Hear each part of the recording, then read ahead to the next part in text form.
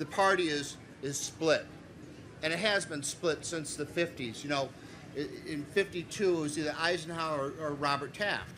Eisenhower represented the establishment. Senator Robert Taft, Mr. Republican, represented the conservative outsiders. Is that then, you know, Nixon and Lodge, Goldwater and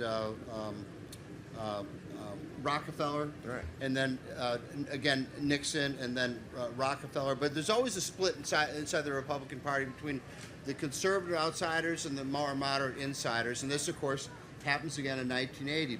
Reagan represents the conservative outsiders, and Bush represents the more moderate insiders. And this is the fight over, you know, the nomination. The future of the party boils down to these two individuals. Well, tell us about it. Well, it was a seesaw battle for a while because Reagan kind of coasts. Reagan is at his worst when he's not challenged. Reagan is at his best when somebody's challenging him. He was competitive. You know, Mike Deaver once told me he was the most competitive SOB he ever knew. Yeah. But Reagan needs to be challenged, otherwise he kind of, you know, doesn't rise to the occasion. And so he doesn't take the George Bush challenge seriously, and he ends up losing the Iowa caucuses in January of 1980, which was a stunning, stunning upset to the political world. It's enormous. It's huge. You know, Reagan had been a radio broadcaster in Iowa all through the 30s. He was from nearby Illinois. He's a local hero. And George Bush is from New England and Texas. He has you know, less ties to New England than he does to any prep school. No, you mean to Iowa? Oh, to Iowa, yeah. He's less ties to Iowa than any prep school in New England. And so he beats Reagan. And this is, that night, Tom Pettit of NBC goes on national television and says, "We have just witnessed the political funeral of Ronald Reagan. Reagan is out. That's it." And 5 weeks later, he scores an enormous comeback in the New Hampshire primary. And we all remember the debate, the famous national debate. You know, I'm paying for this microphone, Mr. Green, even though his name was Breen. Reagan said Green. And that starts the beginning of his comeback against Bush. But he goes to Detroit.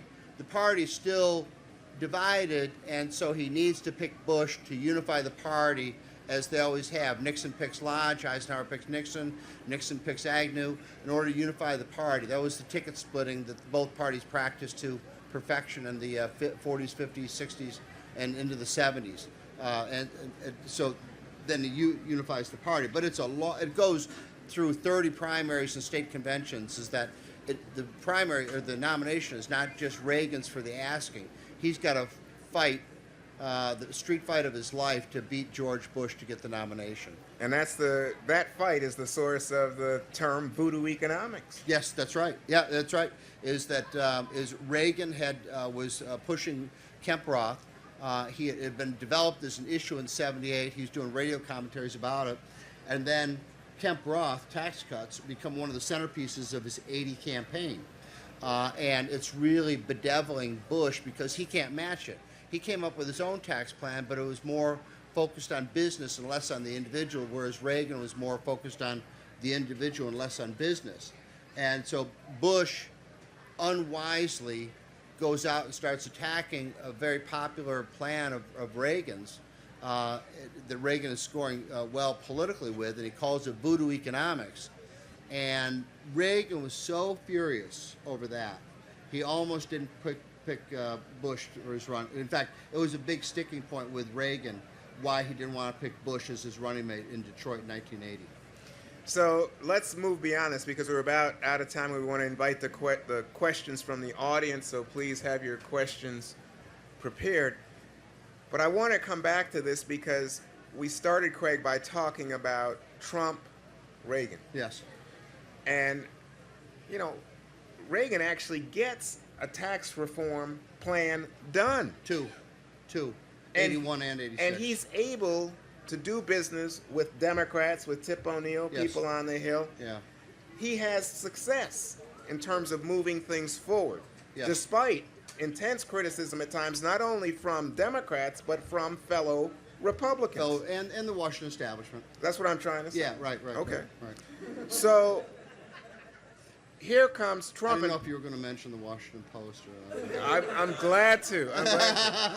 Craig Shirley definitely likes to skewer. Yeah. So you get a situation now where people say, well, here's another populist outsider challenger specifically to the Republican establishment. Right. But you say the analogy does not hold water, and No. I'm thinking, is it in your book a result of the fact that one guy could get things done in Washington and so far the other cannot? I think the parties have changed. Is that there were a lot more conservative Democrats in 1981 than there are today. There are a lot more liberal Republicans than there are in Washington or in the Republican Party today. But ultimately, politics is personal. You've been writing about it for a long time, and you see it. Politics is about the personal. Reagan was able to work with Democrats like Dan Rostenkowski on the '86 tax bill. Right. Is that he actually Rostenkowski deserves most of the credit for getting the '86 Tax Reform Act through Congress more than O'Neill, because O'Neill was getting ready to retire.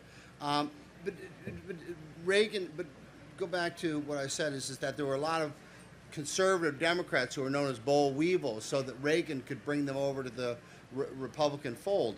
But I think also is that, look at Reagan's speeches, look at Reagan's commentaries, look at Reagan's Q&A, is that he didn't come to Washington to declare war on the media.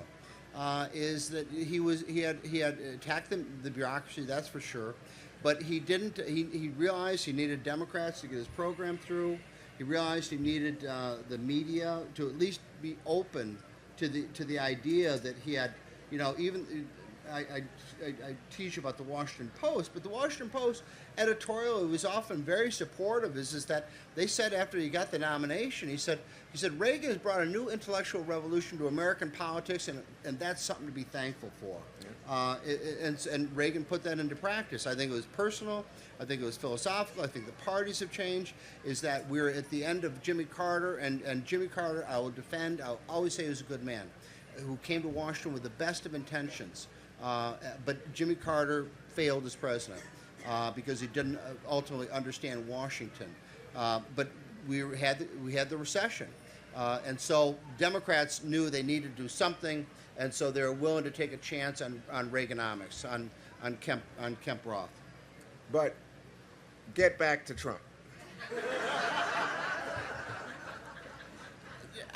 Look, is that the reason? Let me answer it as diplomatically as possible. Is that there were a lot of people in the '80s who thought Reagan was going to be a failure, and he left office with very high approval numbers. But even so, is that American historians weren't rating him very high. Is that now they're going back and they're looking at the Reagan presidency, and he's now rated, I think, the last poll of American historians had him 13th, which I think is too low, but he's been steadily going up over the last 30, 40 years. Is that I don't have the newspapers of 8 years or 4 years from now to tell you about Donald Trump. I can tell you Reagan approached the presidency differently. Reagan was a different man. Reagan had different style. Reagan had there's no comparison except that both were outsiders and both were threats to the political system. But that's the only thing I would say that to compare the two men.